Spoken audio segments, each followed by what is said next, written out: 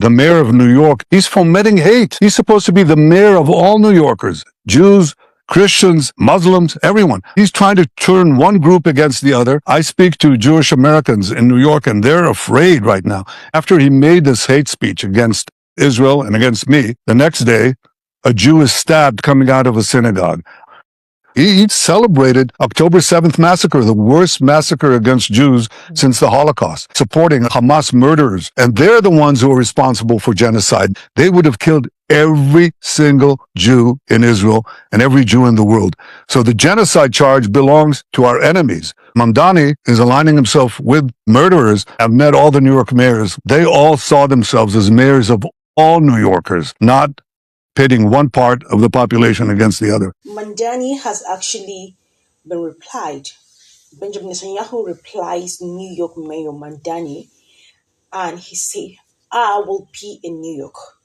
A political battle has started with one video that has become an international shutdown.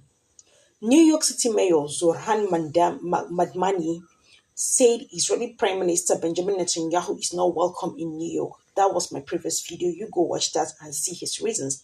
And argued he should face justice under international criminal courts. Netanyahu has now responded forcefully, accusing the mayor of fueling hatred against Jewish New Yorkers and insisting that he will still travel to New York for the United Nations General Assembly. Like, this is somebody trying to fault Benjamin Netanyahu, BB, as Trump fondly called him, and never sees the reason behind it, like the Hamas, the Hezbollah, and all the atrocities they committed on October 7th, right? The exchange has sparked first debate. Is this about free speech? Is it about public safety? Or has a disagreement over foreign policy become a political fight that could divide one of the world's most diverse cities? Now, let's break down everything that's happened. Okay, today's video is not just about Israel and Gaza. It's about New York City mayor, political leadership, and the responsibility of elected officials when international conflict spills into local politics. Israel Prime Minister Bibi Benjamin Netanyahu and New York City Mayor Zohran Madmani has exchanged unusual sharp public remarks over whether Netanyahu should be welcome in New York.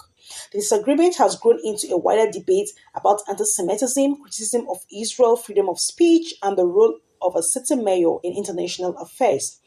Now, what started this dispute? Mayor Madmani previously stated that Benjamin Netanyahu was not welcome in New York City because of the International Criminal Court's arrest warrants against the Israeli leader.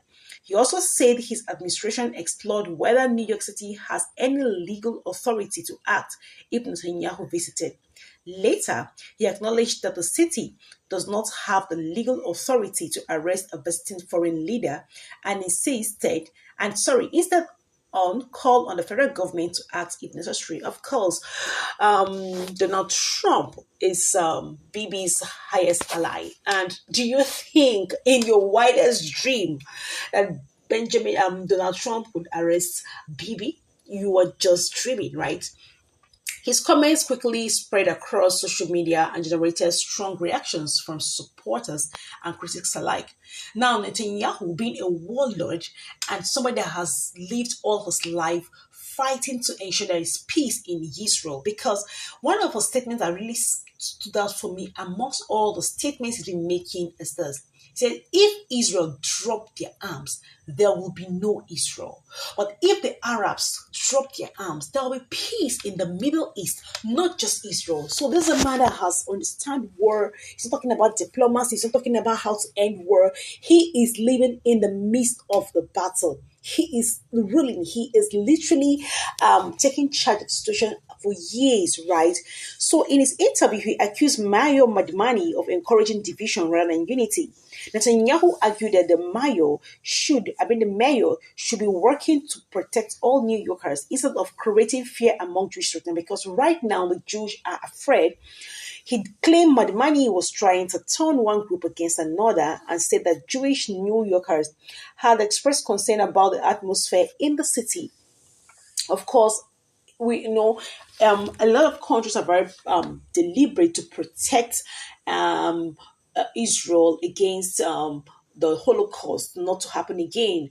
So anything that would look like anti-Semitism in any country in America, in Europe, it's always highly condemned, right? So what Madmani is doing or has said is actually kind of an anti-Semitic topic or anti-Semitic talk that is literally trying to cause a lot of chaos among New Yorkers, especially Jewish New Yorkers, right? Netanyahu also made it clear that he still intends to travel to New York for the United Nations General Assembly. His message went straight, I will come. That statement immediately came out of one of the biggest headlines surrounding the controversy. Now, Madmani has repeatedly rejected accusations that he's promoting anti Semitism. He says there is no room for hate or bigotry of any kind in New York City and argues that criticizing the Israeli government is not the same as attacking Jewish people. He has emphasized that his administration remains committed to protecting Jewish New Yorkers while also defending the right to criticize government and public officials, right? For Madmani, his criticism is directed at Netanyahu government and his actions, not Judaism or Jewish communities. Now, the biggest political question. This disagreement raises an important issue. Should Amayo focus only on local matters such as crime, housing, transportation, and public services?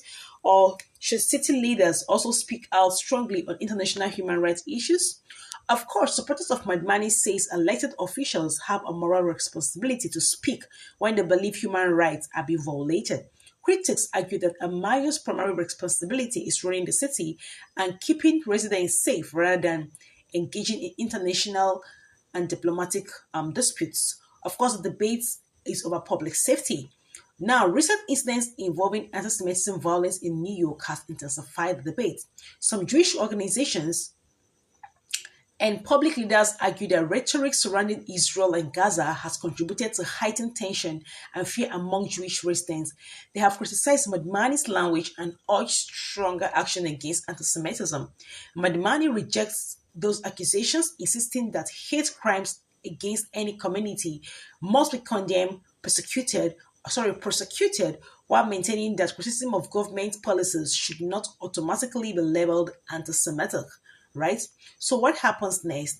Netanyahu is expected to visit the United States later this year, including attending the United Nations General Assembly in New York.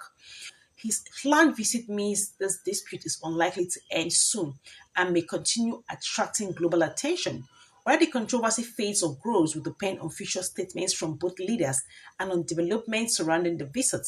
Now, the story is it's more than just two politicians exchanging words. It highlights difficult questions about leadership, free expression, public safety, and how local officials should respond to international conflicts, right?